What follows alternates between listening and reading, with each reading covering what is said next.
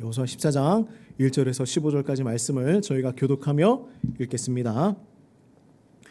이것은 이스라엘 자손이 가나안 땅에서 받은 기업 곧 제사장 엘르아살과 눈의 아들 여호수아와 이스라엘 자손 지파의 족장들이 분배한 것이니라. 여호와께서 모세에게 명령하신 대로 이는 두 지파와 반 지파의 기업은 모세가 요단 저쪽에서 주었으며 레위 자손에게는 그들 가운데에서 기업을 주지 아니하였으니 자손이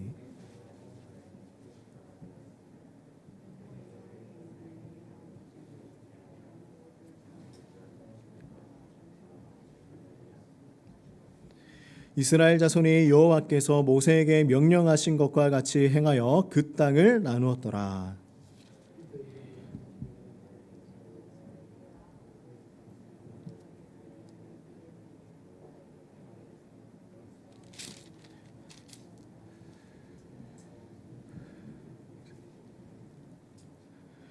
내 나이 40세에 여호와의 종 모세가 가데스 바네아에서 나를 보내어 이 땅을 정탐하게 하였으므로 내가 성실한 마음으로 그에게 보고하였고 함께 올라갔던 내 형제들은 백성의 간담을 높게 하였으나 내 하나님 여호와께 충성하였습니다. 그날에 모세가 맹세하여 이르되 내가 내 하나님 여호와께 충성하였은즉 내 발로 밟는 땅은 영원히 너와 내 자손의 기업이 되리라 하였나이다.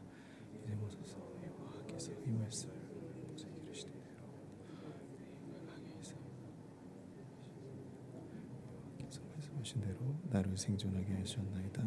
오늘 내가 85세로 돼 모세가 나를 보내던 날과 같이 오늘도 내가 여전히 강건하니 내 힘이 그때나 지금이나 같아서 싸움에나 출입에 감당할 수 있으니 그날에 여호와께서 말씀하신 이 산지를 지금 내게 주소서.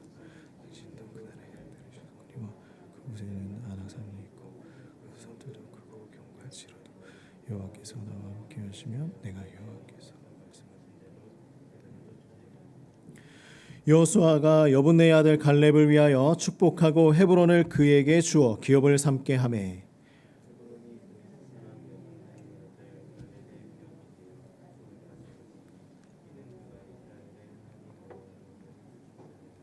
함께 읽겠습니다.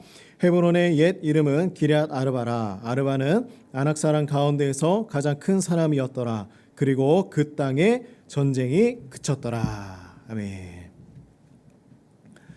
자, 제가 몇 가지 글을 보여드리도록 하겠습니다. 앞에 화면을 보시고 이 글의 공통점을 한번 찾아보시기 바랍니다.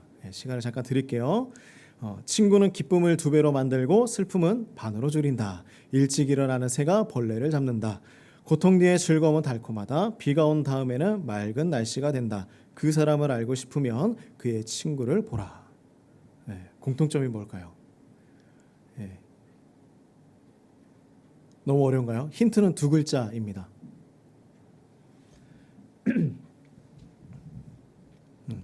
이 글들을 우리가 뭐라고 하죠? 명언이죠. 네, 명언이 공통점입니다. 이 글들은 명언입니다.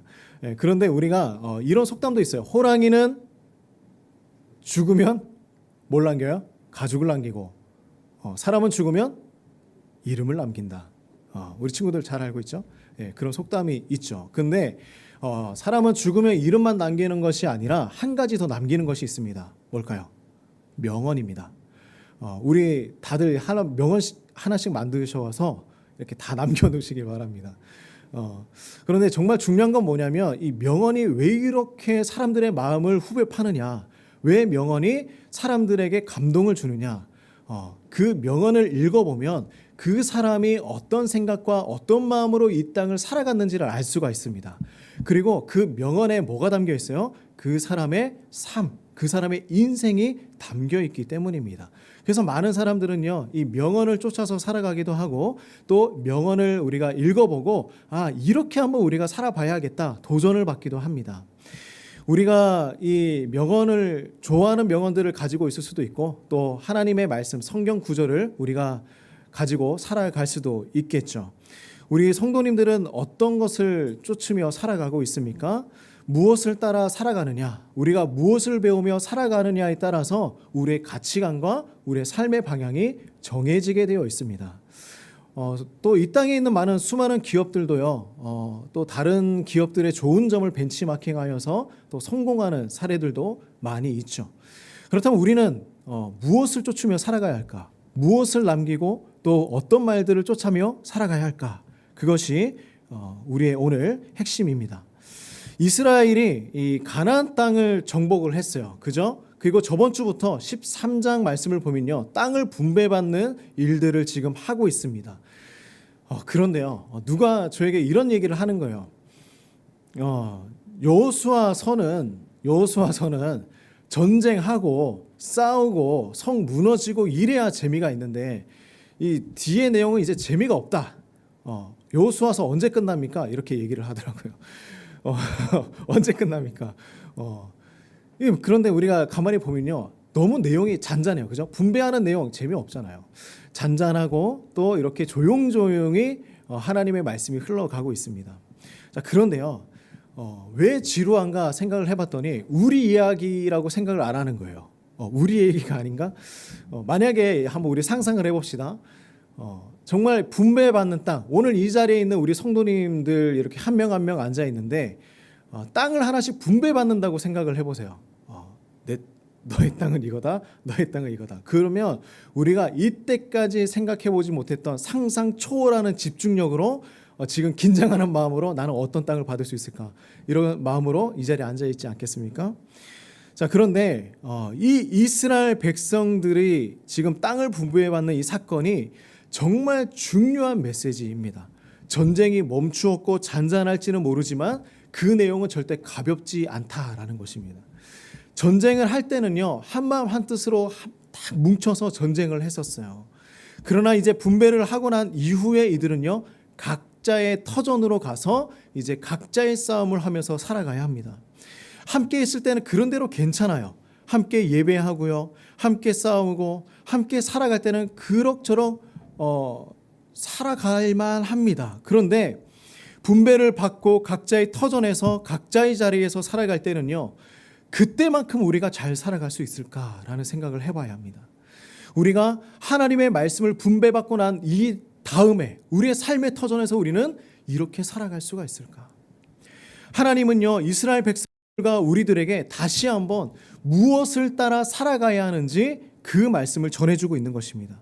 땅을 분배하는 일을 통하여서 우리가 오늘 그 하나님의 핵심 메시지를 한번 찾아가 보길 소망합니다. 오늘 우리가 보고 있는 이 14장 말씀은요, 이제 요단강 서쪽에 있는 지역을 분배받는 일이에요. 하나님께서 약속하신 가나안 땅은 이곳이었습니다. 서쪽이에요. 그래서 오늘 말씀에 보면요, 14장 1절 말씀을 보면 이렇게 얘기하고 있어요. 이스라엘 자손이 가나안 땅에서 받은 기업이라고 얘기하고 있죠. 그것이 바로 이 서쪽 땅입니다. 자, 지도를 한번 보면요, 이스라엘 12지파가 이렇게 분배를 받습니다. 눈으로 한번 이렇게 훑어보면 좋을 것 같습니다. 자, 그렇다면 이 땅을 어떤 방법으로 이 이스라엘 백성들은 분배를 받느냐? 자, 1절 말씀, 2절 말씀 우리 같이 한번 읽어보는데, 우리 읽으면서 세 가지 방법이 있는데 한번 찾아보시기 바랍니다. 어떤 방법으로 이 백성들이 분배를 받았는가? 자, 우리가 같이 한번 읽어봅시다. 1절, 2절입니다. 자, 시작. 이것은 이스라엘 자손이 가나안 땅에서 받은 기업, 곧 제사장 엘르아살과 눈의 아들 여호수아와 이스라엘 자손 지파의 족장들이 분배한 것이니라. 여호와께서 모세에게 명령하신 대로 그들의 기업을 제비 뽑아 9지파와 반 지파에게 주었으니. 자, 세 가지 발견하셨습니까? 제가 색칠을 해놨어요. 네, 발견하셨습니까?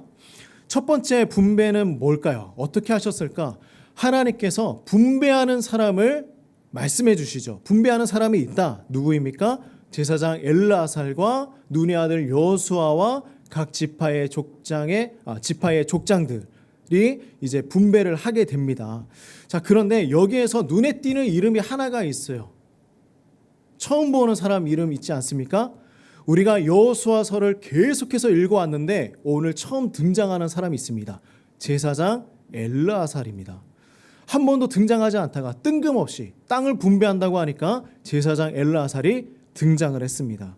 뜬금없어요. 이 여호수아서를 누가 기록했나요? 누가 기록했습니까? 여호수아서는 여호수아가 기록을 했죠. 그죠?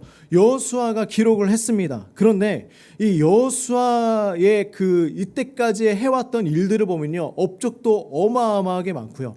가나안 땅에 들어와서 전쟁을 이길 수 있도록 진두지휘했던 사람 누굽니까? 여호수아예요. 그러면 정말 중요한 지금 하나님의 말씀이 성취되는 이 순간, 그죠? 땅을 분배하는 것은요, 하나님의 약속이 이루어지는 순간이거든요. 근데 이 순간에, 땅을 분배하는 이 순간에 첫 번째 이름에 자기 이름을 적어도 되지 않겠습니까? 자기가 기록하는 것이니까 여호수아, 그 다음에 제사장 엘르아살 이렇게 적어도 되는 거거든요. 근데 지금 누구를 먼저 적냐면 제사장 엘르아살을 먼저 기록하고 있습니다.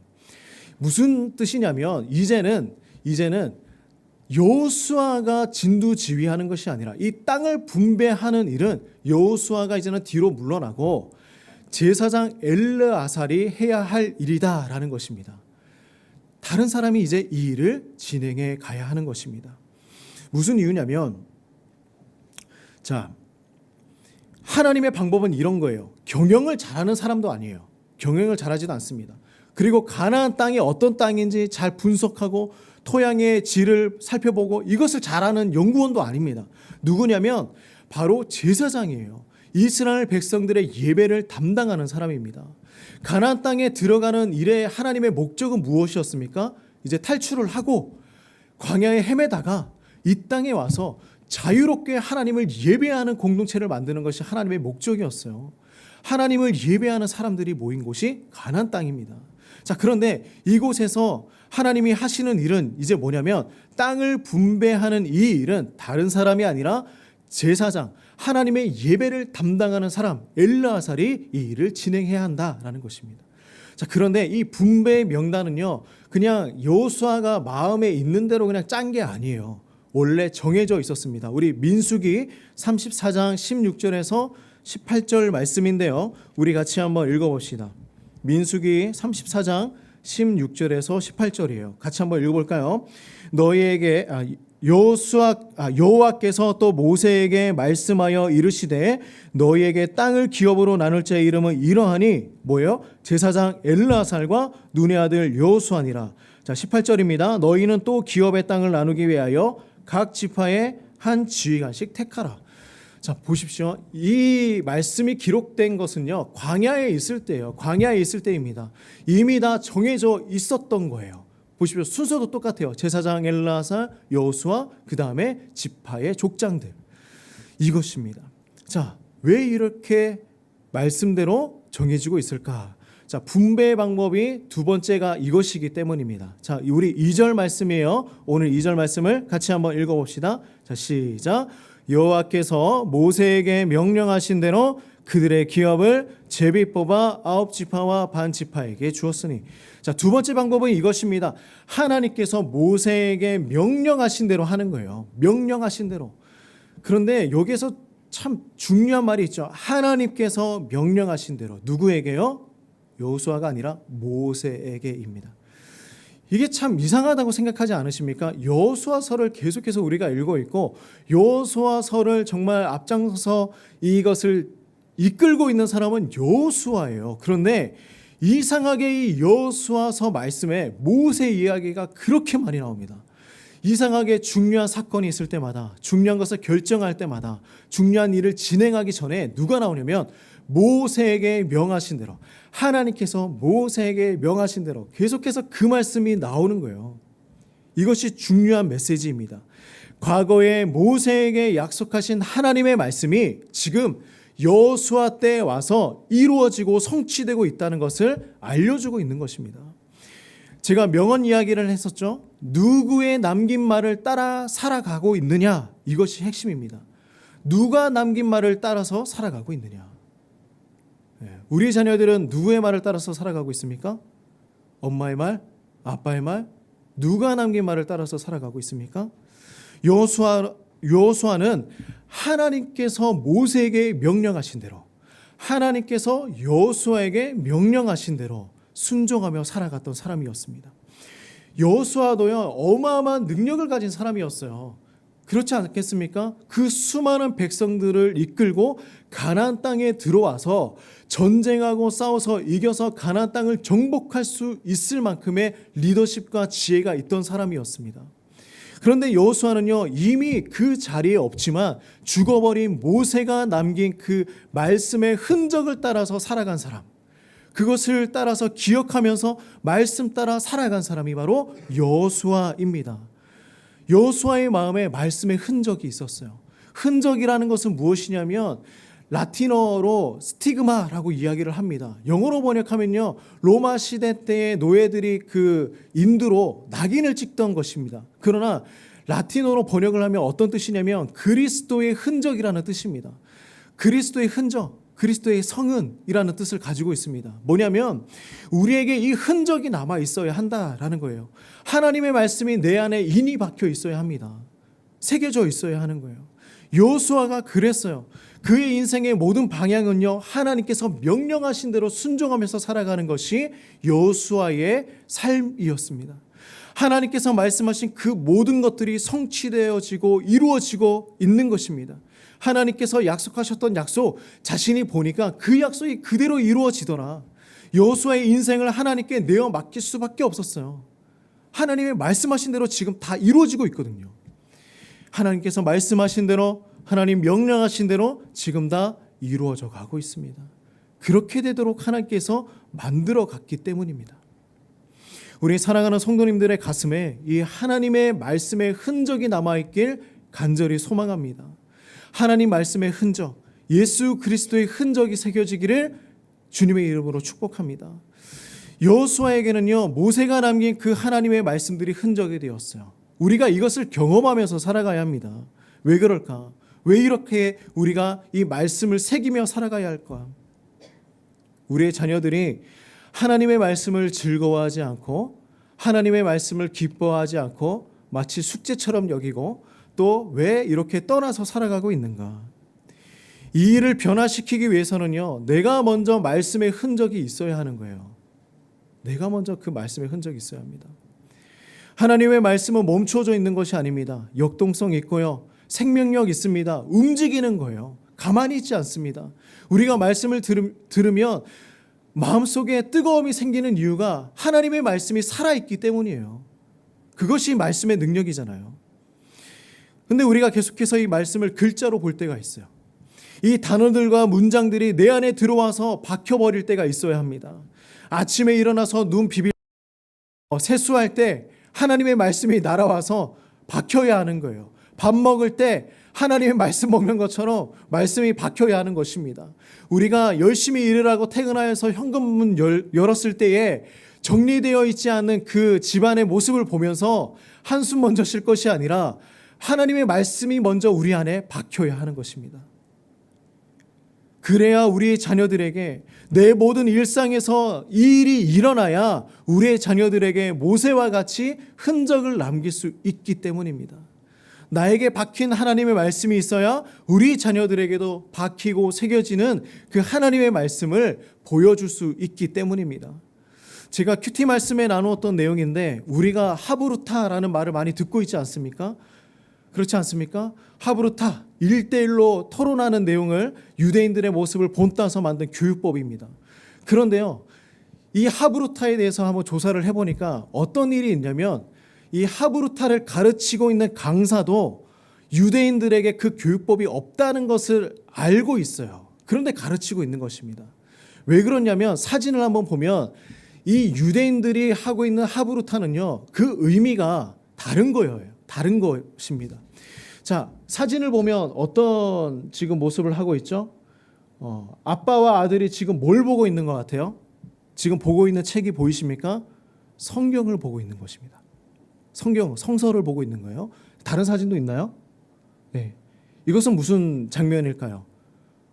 이스라엘의 대학입니다. 유대인들이 다니고 있는 대학교입니다. 지금 하브루타를 하고 있어요. 서로 1대1 하고 있는데 그들이 보고 있는 책이 지금 뭘까요? 성서입니다. 성경이에요. 그러니 뭐냐면 하브루타는 그냥 그들이 1대1로 토론하는 것을 얘기하는 것이 아니라 왜 하브루타가 생겼냐, 왜 1대1로 그들이 만나서 지금 토론을 하고 있느냐가 중요한 거예요. 왜 그러냐면 성경을 해석하기 위해서 이들은 1대1로 서로 토론하고 있는 것입니다. 성경을 혼자 이해하고 혼자 생각을 하다 보니까 오해가 생기기 마련이에요. 내가 이 성경을 보고 있는데 잘못 해석하고 있는 것은 아닌가? 하나님의 말씀을 내가 잘못 보고 있는 것은 아닌가? 그것을 위해서 지금 1대1로 만나서 이야기하고 서로 성경에 대해서 토론하는 것이 하브루타입니다. 근데 우리는 그것을 잘못 가지고 와서 지금 사용하고 있는 거예요. 유대인들이 그렇게 되었던 모습은 무엇이냐면 그냥 그들이 1대1로 만나서 토론 잘하고 이렇게 자라왔기 때문에 그들이 훌륭한 사람이 되었다라고 얘기하고 있는 거예요. 근데 많은 사람들이 본질을 다 놓치고 있습니다. 유대인들은요, 하나님의 말씀을 어렸을 때부터 묵상하며 상고하며 연구했던 사람들이었어요. 이 성경 말씀대로 살아가기 위해서 정말 노력하면서 살아왔던 사람들이 이 유대인들입니다. 말씀을 놓치지 않기 위해서, 말씀에 어긋나지 않기 위해서. 이것이 이들의 본질이에요. 그런데 이 세상의 사람들은요, 계속해서 그것을 놓치며 살아가고 있습니다. 우리도 하나님의 말씀 붙들면서 살아가야 하는데 이 말씀 이외의 것에, 본질 이외의 것에 계속 우리의 시선을 두고 있는 거예요. 그래서 우리가 문제가 생기는 것입니다. 지금 하브루타가 중요한 것이 아니에요. 하나님의 말씀을 우리 자녀들이 어떻게 받아들이고 있느냐. 그래서 우리가 이 마음에 무엇을 새겨야 합니까? 하나님의 말씀을 새기자라고 이야기하고 있는 거예요. 우리가 이 말씀을 따라 살아가야 합니다. 이것만큼 행복한 일이 있을까요? 하나님의 말씀이 내 안에 새겨집니다. 그 말씀들이 내 삶에서 실제적으로 이루어지고요, 하나님께서 약속하신 일이 실제적으로 일어나는 것을 내가 바라보게 된다면, 경험하게 된다면 이것만큼 행복하고 기쁜 일이 있을까요? 우리 자녀들이 공부하고 있어요. 하나님께서 지혜 주셨어요. 그죠?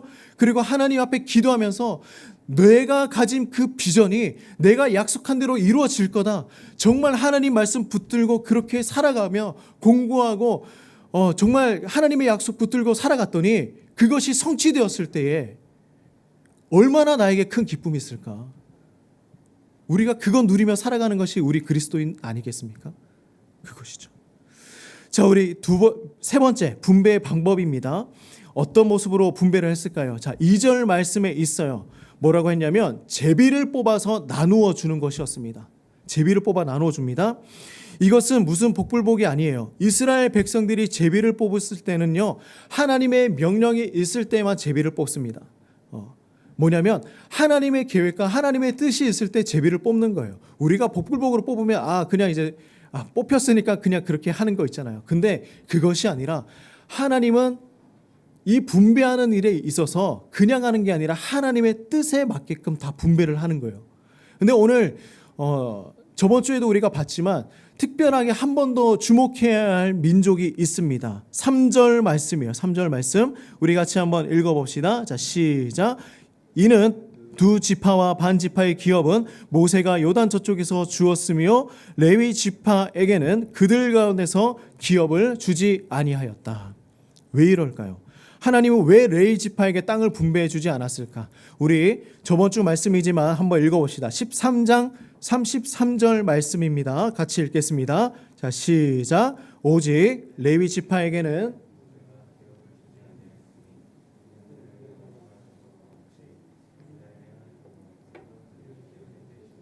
이스라엘의 하나님 여호와께서 그들의 기업이 되심이었더라. 레위 지파의 마음은 어땠을까요? 한번 생각을 해봅시다. 하나님, 저도 갖고 싶습니다. 이 가나안 땅에 저의 소유가 있었으면 좋겠습니다. 저도 이 땅을 가지고 저의 정말 대대손손 우리 자손들에게 이 땅을 물려주고 싶습니다. 그런 마음이 있지 않았을까요? 그런데 하나님은 그것을 허락하지 않으셨어요. 하나님께서 그들의 기업이 되셨습니다. 하나님을 예배하는 자들. 자, 이스라엘 백성들은요, 지금 몰랐어요. 그런데 시간이 흐르고 나니까 이스라엘 백성들이 그것을 깨닫게 됩니다. 12지파 중에 레위 지파만 땅을 못 얻었는데 이것이 그들에게 가장 큰 축복이었다는 것을 나중에서야 알게 돼요. 하나님이 기업이시라는 것을 나중에서야 그들이 깨닫게 됩니다. 와, 이것만큼 큰 선물이 없었구나. 왜 그럴까요? 이스라엘의 이후의 역사를 보면요, 정말 엉망진창이 돼요. 이들이 가지고 있던 모든 땅들을 다 다른 나라에게 빼앗기게 됩니다. 12지파는요 북이스라엘과 남유다로 나누어지게 돼요. 북이스라엘은 아수르에게 빼앗기게 되고요, 포로로 다 끌려가게 되고, 남유다는 바벨론으로 다 끌려가게 됩니다. 포로의 생활을 합니다. 그들의 나라를 잃어버리고요, 그들의 땅을 다 잃어버리게 되었습니다. 그런데 이 와중에 모든 것들을 다 잃어버렸지만 한 지파만 그 기업을 가지고 있었어요. 누구예요? 바로 레위 지파죠. 레위 지파는 걱정할 것이 없었어요. 하나님이 그들의 기업이 되셨기 때문입니다. 다 잃어버리고 다 모든 것들을 다 이제 포로로 끌려가고 그들의 나라는 없어졌지만 그들이 믿고 바라고 온전하게 의지할 수 있는 그 하나님만이 그들의 기업이 되어 있었다는 것이죠. 뭐가 두려웠겠습니까? 가나안 땅이 빼앗겨도 포로로 끌려가도 언제나 변함없이 하나님은 이들의 기업이었습니다. 오직 하나님만 있으면 되는데, 하나님만 바라보면 되는데 문제될 것이 없는 거예요. 하나님의 약속이, 하나님의 말씀이 이 레위 지파의 흔적이 된 것입니다. 바로 이거예요. 말씀만 있으면 되잖아요. 레위 지파 하나님만 기업이면 되잖아요. 자, 이제 땅을 나누고 나니 유다 자손 중에 유다 자손들이 여호수아를 찾아왔습니다. 근데 그 중에 누가 있냐면 갈렙이라는 사람이 있습니다. 그런데 우리 갈렙 기억나지 않습니까? 이 산지를 내게 주소서, 우리 찬양으로 더 잘 알고 있지 않습니까? 갈렙은 45년 전에 가나안 땅을 정탐할 때 여호수아와 함께 정탐하러 갔던 사람이었습니다. 근데 다녀와서 정말 그 믿음의 소신 있는 하나님의 뜻을 기뻐하게 하는 그러한 고백을 했습니다.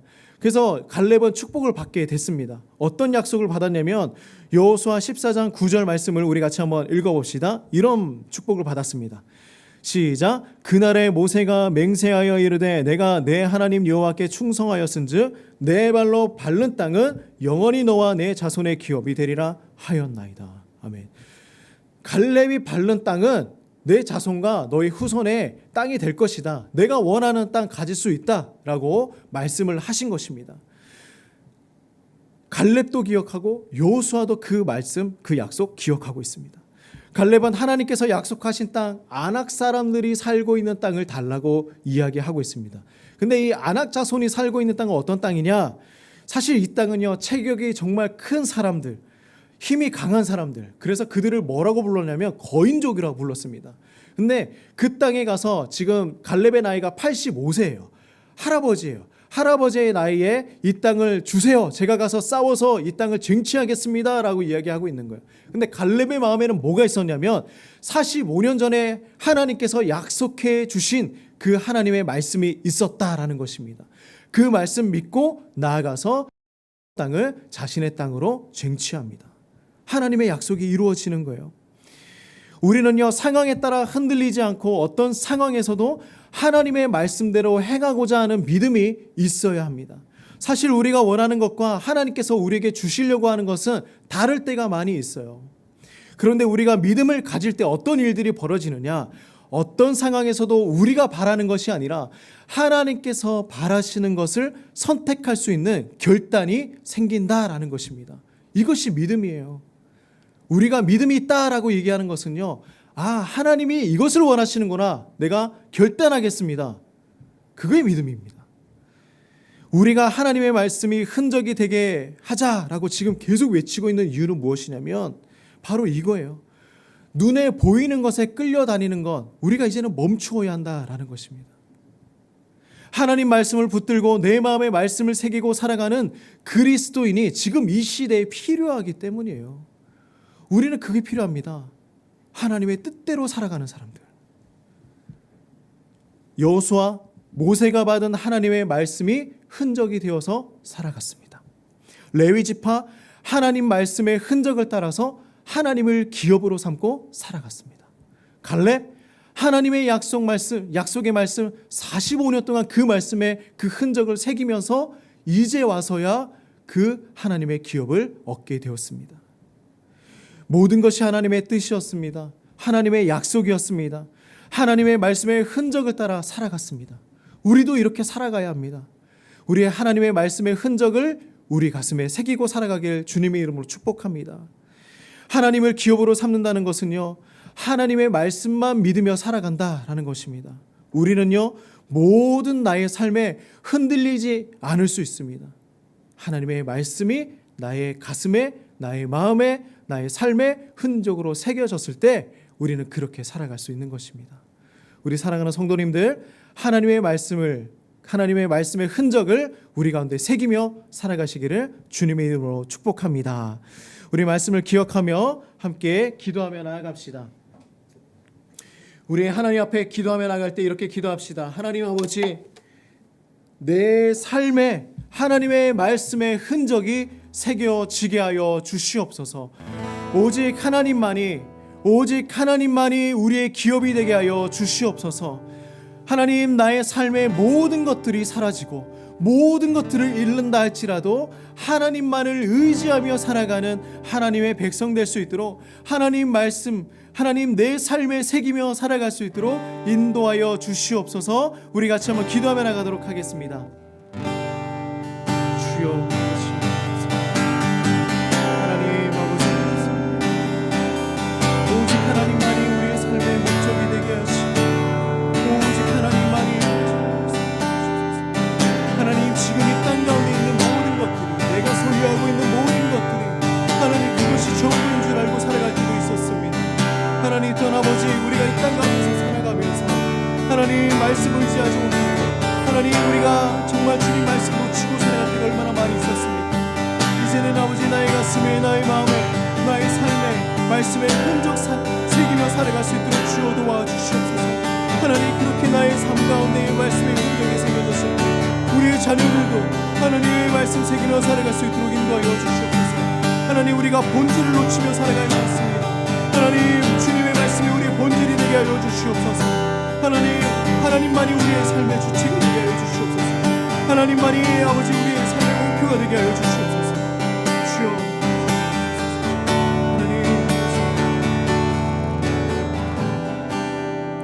하나님 아버지, 우리가 이 땅 가운데서 살아가면서 본질을 놓치며 살아갈 때가 얼마나 많이 있습니까? 오직 주님의 말씀만이 우리의 본질이 되게 하여 주시고 하나님, 내 삶에 오직 주님의 말씀의 흔적을 새기며 살아가며 하나님께서 주시는 그 놀라운 기업들을 성취하며 살아갈 수 있도록 하나님 우리 성도님들을 축복하여 주시옵소서. 예수님의 이름으로 간절히 기도드립니다. 아멘. 우리 같이 일어나셔서 하나님을 찬양하며 나아갑시다. 이렇게 찬양합시다. 오늘 이 자리에 모인 우리 어린 양 예수, 어린 양 예수 따라가는 우리 되게 하소서. 성령의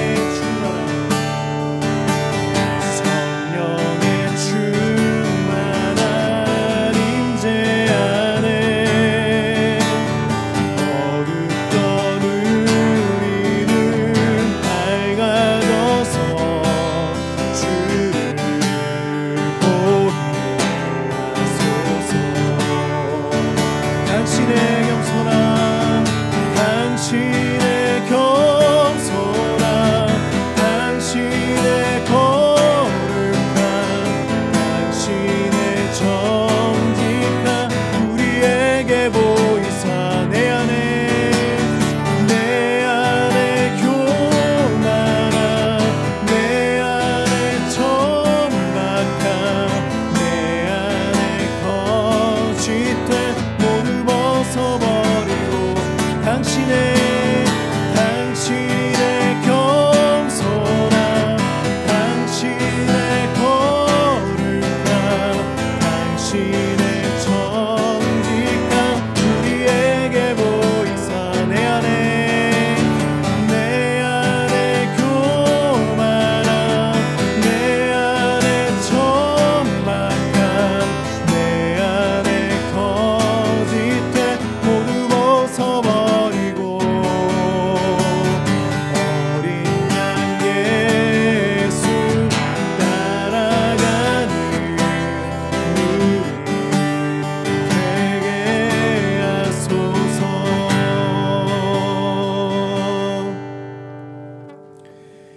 이제는 예수 그리스도의 은혜와 하나님의 무한하신 사랑과 성령의 교통하심이 우리의 삶에 말씀의 흔적을 새기며 말씀 따라 살아가기를 소망하는 우리 모든 성도님들의 삶 가운데에 이제로부터 영원토록 함께 하시기를 축원하옵나이다. 아멘.